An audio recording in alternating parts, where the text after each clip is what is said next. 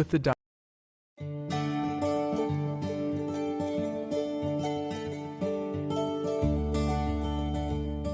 Understanding drink service. In this lesson, we'll take a look at the flow of drink service and how it fits in with the dining experience. The service of drinks is a vital part of delivering stellar service. As much as guests will visit your establishment for delicious dishes, they are also there to enjoy the flavors offered by the drinks, the gentle bubbles in the champagne, the tangy sweetness of a cocktail, or the complex tastes of good wine. To ensure this, you must see to it that the guests are never left thirsty, or have to ask you for a top-up or refill. You must be observant of the guest's behavior and keep an eye on each guest's glass. The sequence discussed here isn't set in stone, and obviously guests will order an array of different drinks at different times. But similar to a menu sequence, this list is a guideline as to how guests commonly enjoy different types of drinks. We'll be looking at water service, aperitifs, wine, and digestives. Let's start with water service. The most regular drink service that you will deliver during the dining experience is the service of water, whether still, sparkling, or tap water. Water service is often the first service delivered to guests, and by offering the guest water immediately, they will feel welcome and looked after. Providing water service throughout service will ensure that guests always have something to drink. Now let's move on to aperitifs. An aperitif is the name for a pre-meal drink that stimulates the guest's appetite for the meal ahead. Common examples include champagne, martinis, and gin and tonics. An aperitif is usually served before the meal, as the guest arrives, and must be offered to the guest within 2 minutes. Let's move on to wine. Wine is an infinitely complex product. Both white and red wines contain a multitude of layered flavors that differ from wine to wine and over time. Because it is such an intricate product, it is often enjoyed with food. The flavors in the wine bring out and change the flavors in the dish, and vice versa. The taste of the food complements the flavors in the wine. Similarly, lighter wines, such as crisp white wines, are often paired with lighter meals, such as fish, chicken, or salad.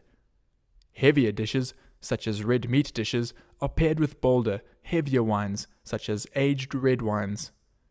This means that throughout a meal with multiple courses, white wines are usually served with the lighter meals earlier in the menu. Guests will then move on to wines with stronger flavors, the red wines. Lastly, let's finish off with digestives. A digestif is an after-meal drink, which is meant to help with digestion. Some popular examples of digestives include brandy, whiskey, creamy liqueurs, or port. Drinks such as these provide a beautiful ending to round off a beautiful meal and complement dessert. So, the 4 categories of drinks we looked at in this lesson are water, aperitifs, wine, and digestives. In the rest of the course, we'll be looking at some of these points in greater detail, but well done on getting a better understanding of drink service overall and how it fits in with the dining experience.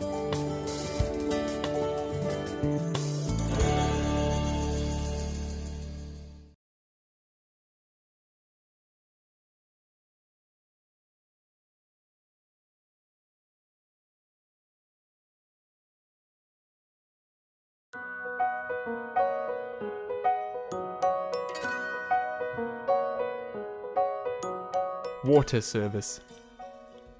Let's take a look at the service of water. In this lesson, we'll be discussing the purpose of water service, types of water, and providing water service. Firstly, the purpose of water service. Water service is one of the first services that is offered to guests, and so sets the tone for the entire dining experience. By offering water to guests soon after they are seated, they immediately feel welcome and looked after. Now let's look at types of water. Water can either be bottled or tap water. Bottled water will either be still or sparkling, but some guests might prefer tap water. Bottled water is usually charged for, while tap water isn't. Whether guests are drinking still water, sparkling water, or tap water, you should make sure that you remember their preference so that you can serve them their preferred type of water every time without having to ask. Lastly, let's look at providing water service. Water should be offered to guests within 2 minutes of their being seated. For example, Mrs. Reynolds, may I offer you some still or sparkling water? Because bottled water is usually purified and refrigerated, it isn't served with ice, unless the guest specifically requests it. Some guests might also request some lemon or mint with their water. Throughout service, you should keep an eye on the guests' water glasses and top up when they get empty. If guests are paying for bottled water and the bottle is finished, you should ask the host before you open another bottle. It is terrible service to keep opening bottles, only for the guests to be horrified when they see their bill at the end of the evening. So, to recap, in this lesson we looked at the purpose of water service, types of water, and providing water service. Good luck providing water service professionally to all your guests.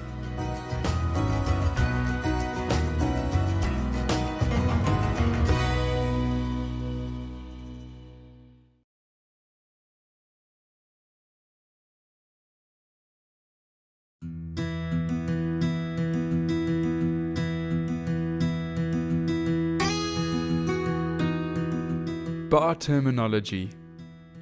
When ordering drinks, guests may use some strange language that you may not have heard before. Often, these words describe how they would like their drink served.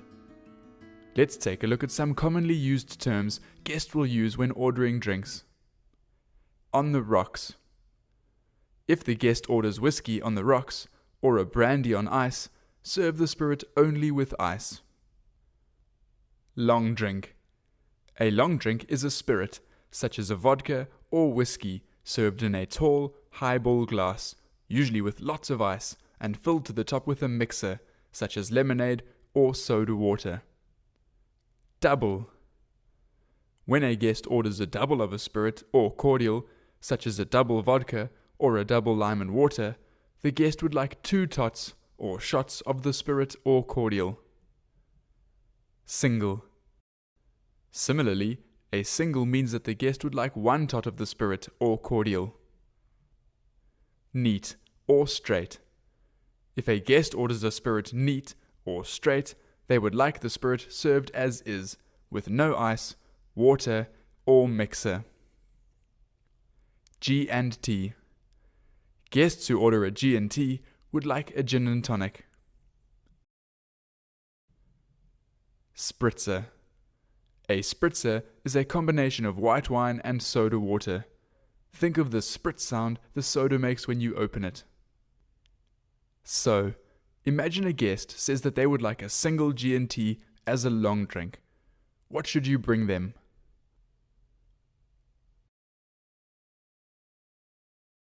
A gin and tonic with 1 tot of gin in it, served in a tall glass with ice. And if they order a double whiskey on the rocks, what would they like? That would be 2 shots of whiskey on ice. Well done if you got this. Are there any other terms you don't understand?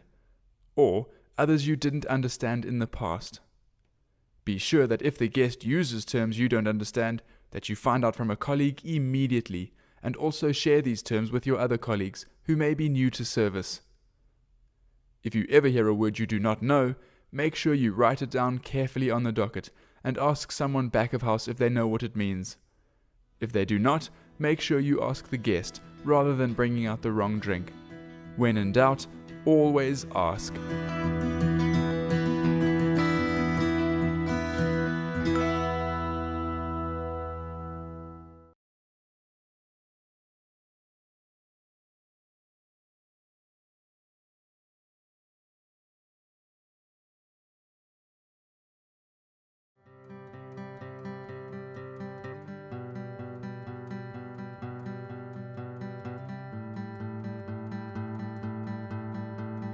Taking a drinks order. In this lesson, we'll be looking at how to take an order for drinks such as soft drinks, beer, and spirits. The skills involved in taking a wine order are more advanced and so will be covered later. In this lesson, we'll be looking at language and style, taking a soft drinks order, taking a beer order, and taking a spirits or mixed drink order. Let's start right at the beginning with language and style. Remember that in service, it's not just about what you say, but also how you say it. When taking a drinks order, don't just walk up to the table and ask, "What do you want to drink?" Rather, go up to each guest and position yourself somewhere where the guest can see you comfortably. Then lean forward slightly and ask the guest if you may take their drink order. For example, "Mrs. Rogers, are you ready to place your drink order?" Or, "Mr. Adams, may I take your drink order?" It is very important that you listen actively to what the guest orders, since they often provide you with all the information you need to take their order when they place it. For example, the brand of the drink, whether they would like ice, or if they want it in a specific glass. Now let's look at taking a soft drink order. Soft drinks, such as Coke or juice, are relatively simple, but guests may still have specific preferences about the amount of ice and the garnish they prefer. For example, if a guest orders a Coke, you should ask, "Would you like ice and lemon with that?" Keep it as a single question, wasting less of the guest's time. Make sure that you know which soft drinks are commonly served with garnishes so that you can ask the guest their preference. For example, Coke with lemon or lime, or cranberry juice with mint. Let's move on to taking a beer order. If the guest orders a beer, it will probably be served from a bottle or can. If perchance the guest doesn't specify the brand of beer, such as Peroni or Heineken, you should ask the guest which brand they would like.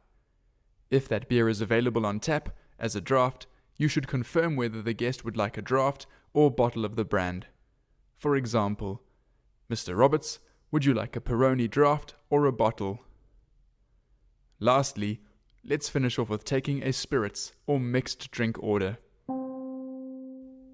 When it comes to spirits, such as whiskey, rum, vodka, or brandy, guests have very specific preferences about how they would like to enjoy it. A spirit can be enjoyed on its own, with some water or ice, or with a mixer, such as tonic water.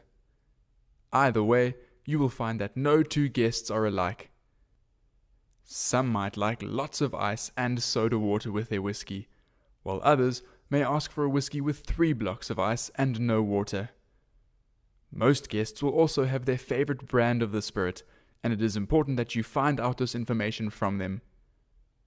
Spirits vary greatly in price, from the house pour to very expensive brands, and if you prepare a guest's order in the wrong way, it can be very unpleasant and costly for you and the guests.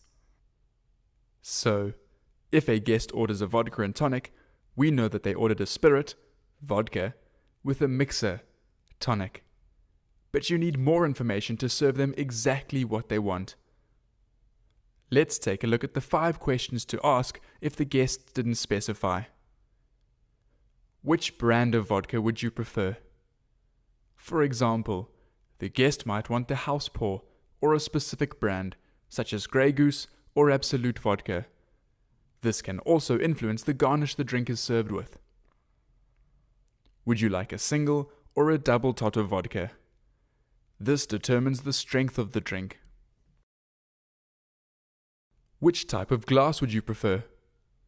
The guest may want the spirit served in a short glass, in a long glass with room for lots of ice, or a brandy balloon, to better appreciate the aromas. Would you like ice with your drink? Guests may want to drink the spirit neat or with only a few cubes of ice, so you should never assume that they drink it with a glass full of ice. Lastly, which garnish would you like? The guest may want the drink with a slice of lemon or with some orange rind. While this question will apply to most spirits with mixers, more expensive aged spirits, such as whiskey, cognac, aged rum, aged tequila, and brandy, are usually not served with a garnish.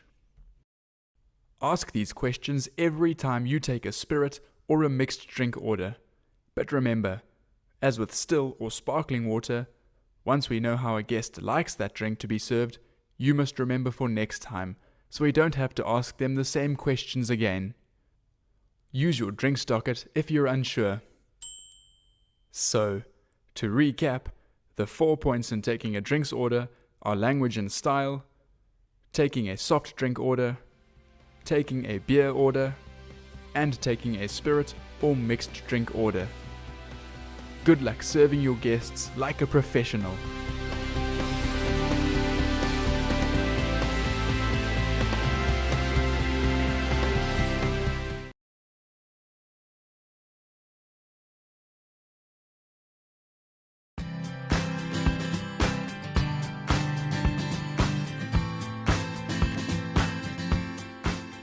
Serving drinks. Now that you understand how to take a drinks order, let's take a look at how to serve drinks at the table. We'll be looking at setting up the tray, serving the drink, serving fine spirits, and topping up drinks. Let's start with setting up the tray. If you watched the previous lessons on glassware and tray service, this rule won't be new to you. Drinks, just like cutlery and empty glasses, are always delivered to the guest on a tray. By now, you should know why. Can you list the 2 reasons why drinks are carried on a tray? It's because carrying a glass with your hands leaves fingerprints on the beautifully polished glasses. And also because your hands heat up the glass, which in turn warms the liquid in the glass. This is also why you should hold the glass as low down the stem or body as possible. When setting up your tray back of house, note the order the drinks should be placed on the tray. For example, you will serve the lady's drink first, so place her drink where you can reach it easily. Always place the most unstable items closest to your body. Why do you think that is? This gives you more control over these unstable items, making it less likely that you will spill them. This way, if you spill or get knocked, the drinks will spill towards you and not over a guest. Now let's move on to serving the drink. In the next lesson, we'll take a closer look at the techniques involved in serving specific types of drinks from a tray, but the following provides you with the basic principles for serving drinks. The drinks order must be delivered to the guest within 5 minutes. If the guest orders a drink in a bottle, can, or carafe, you should bring this separately and always ask the guest permission to pour it for them. This is important because guests have specific preferences. For example, with spirits and mixers, the amount of mixer that is added changes the flavor of the drink. You can then pour the drink on the tray. It is important that the beverage container doesn't touch the lip of the glass you are pouring into, since this can be unhygienic. By now you know that you must serve the guest with open body language. But also note that you position the glass so that it is comfortable for the guest to reach it easily and keep it in the guest's space. The main glass that the guest is using, usually the water glass or the wine glass, should be placed just above the main knife on the table setting. Don't place short glasses behind taller glasses. Why do you think that is? It's because the guest is more likely to knock them over if they have to reach around to reach the glass. Next, let's talk about serving fine spirits. You've already seen all the questions you need to ask to take a spirit's drink order accurately. If a spirit is served with a mixer, you would serve it as you would a normal drink, by asking the guest whether you can pour it for them and pouring it on a tray. But when serving fine aged spirits, such as whiskey, cognac, aged rum, and aged tequila, a special type of service is required. Great care and time have been taken to create these golden liquids, and so great care should be taken when serving them. So, when serving fine spirits, take the spirit in the requested glass to the table on a tray with a small container of ice and a carafe of water. This way, the guest will be able to either tell you exactly how much ice and water they would like, or they will simply pour it themselves according to how they like it. When you arrive at the table, place the glass on the table, and then the ice bucket and the water, so that the guest can pour their drink with the greatest ease. When it comes to the service of brandy, a common misconception about brandy service is that the glass should be preheated in order to heat up the spirit. This is believed to better bring out the spirit's aromas. However, the most delicate and subtle aromas of these spirits leave the glass as soon as it reaches a temperature higher than that of a guest's hand. This means that you should never ever heat a glass into which a spirit is going to be placed. Rather, the shape of the glass allows the guest's hand to warm the brandy to the perfect temperature for those wonderful aromas to be released and enjoyed. When you are carrying brandy balloons and presenting them to your guests, you must always hold them by the stem. If the stem is too short to hand a guest a brandy balloon without touching the bowl, present it on a tray to prevent fingerprints and warm hands on the glass. Lastly, let's learn about topping up guests' drinks. Whether it is water, wine, or any other type of drink, you must ensure that the drinks are topped up or the guest is offered another. This must happen within 2 minutes of the guest finishing their drink. Whether wine or water, beer or bubbly, always ask the guest whether they would like another bottle or glass. Never assume that they will want another or want another of the same. This is simply because the guest is paying for the beverage, and particularly for bigger parties, they don't want to get a nasty surprise at the end of the evening, realizing they have had 5 bottles of wine and 10 bottles of water. So, if you see Mr. Phillips's beer is finished, you may ask him if he would like another one by saying, "Mr. Phillips, another Heineken for you." Or, if you see that guests have empty wine glasses and the bottle at the table is empty, you should ask the host if they would like another bottle of the same wine, or if they would like to see the wine list. For instance, "Mrs. Davids, may I offer you another bottle of the Chateau Margaux, or shall I bring you the wine list?" When topping up wine, also ensure that you are topping up the same wine as the guest has in their glass. One red wine can taste completely different to another. The same is true of white wine. So remember who is drinking which wine.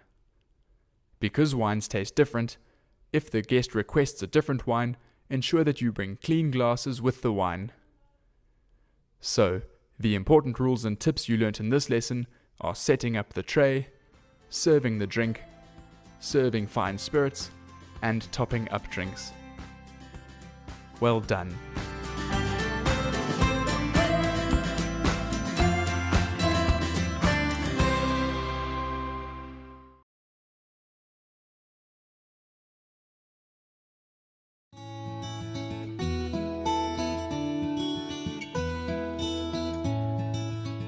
Serving drinks, the finer details.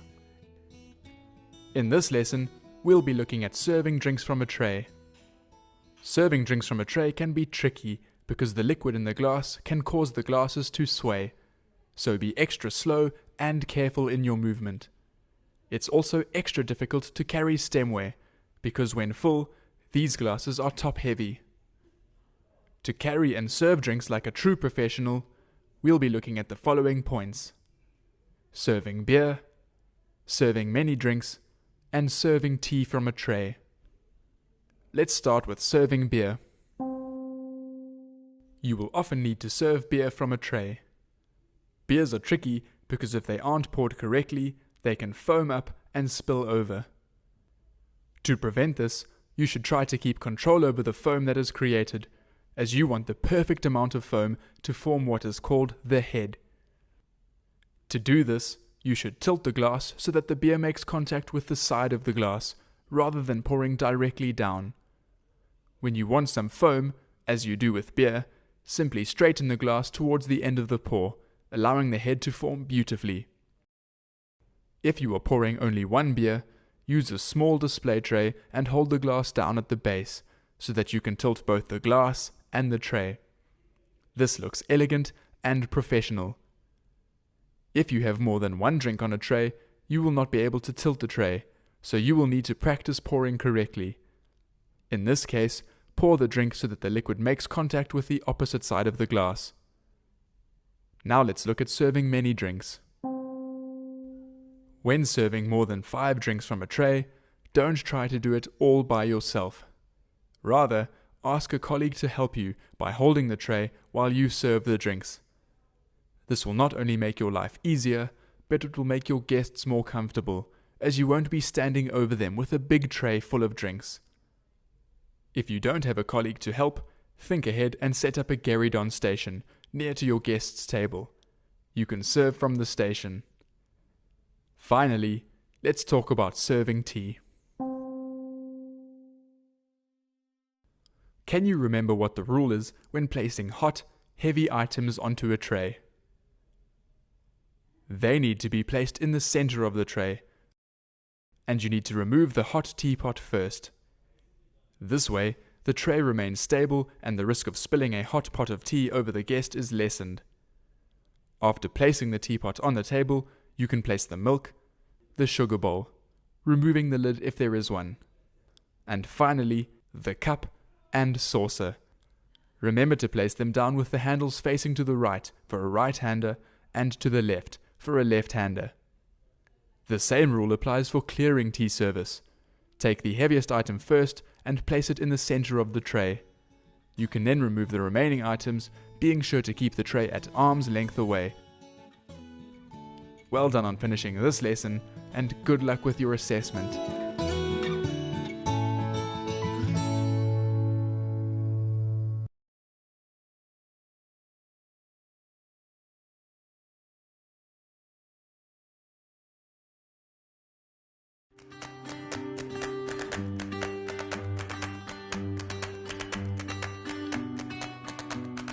Clearing spills. As horrible as it is to spill something in the dining area and during service, mistakes do happen. What is important when this happens is not who is to blame, but rather how you deal with clearing up the spill. This is a great indicator to your guests of how professional you are. In this lesson, we'll take a look at the following points regarding spills: being prepared, cleaning up guest spills, cleaning up spills on the floor, and cleaning up spills on the guest. Let's start with being prepared. Carry a clean service cloth with you or close at hand. It is part of your waiter's toolkit and is especially useful when spills happen. Part of being able to deal with spills is knowing what your establishment's policy on spills is. Make sure that you know it and understand it well. For example, know where to find the front of house broom and mop, what to do in the case of an emergency, and know who you need to inform about breakages. Now let's look at cleaning up guest spills. The most common form of spill in the dining area is the guest spill. Guests are often enjoying their dining experience so much that they lose concentration and a glass gets knocked over. The main thing to understand is that there has been a spill and you need to clear it up promptly. When a guest spills on a table, you must do the following. Step 1. Provide the guest with a clean service cloth. If you don't have one on you, quickly fetch one from back of house. Step 2. If there is any ice or broken glass on the table, remove this using your service cloth. Ensure that all of the pieces of glass have been removed. Then cover the dirty area with a clean service cloth. If necessary, neaten the table setting to look as it did before. Step 3. Ask the guest if you may replace their drink for them.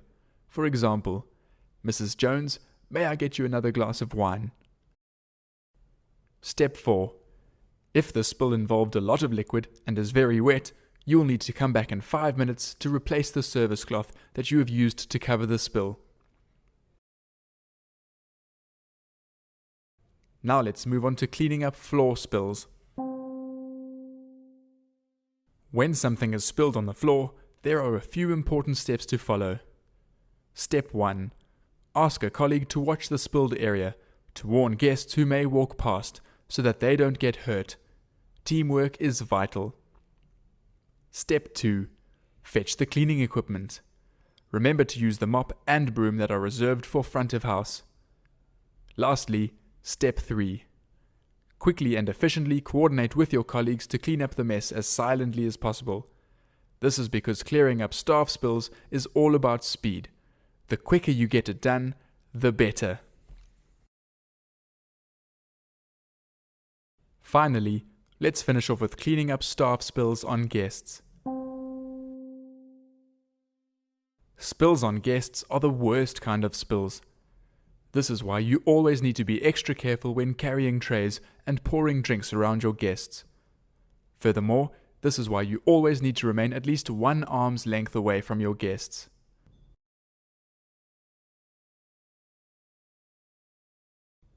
To clean up staff spills on guests, follow these steps.